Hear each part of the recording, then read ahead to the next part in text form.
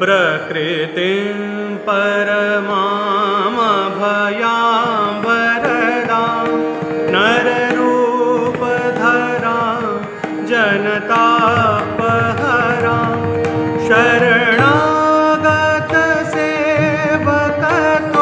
शरणागतसेवकतोषकरीं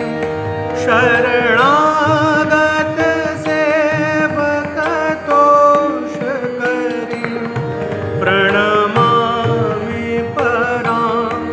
जननीं जगतां गुणहीनसुतां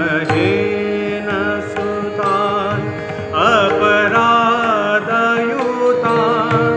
कृपयाद्य समुदर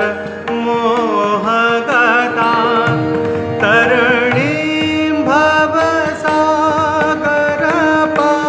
भवसागरपारकरीं तरणीं भवसागरपारकरीं प्रणमामि परां जननीं जगतां विषयं कुसुमां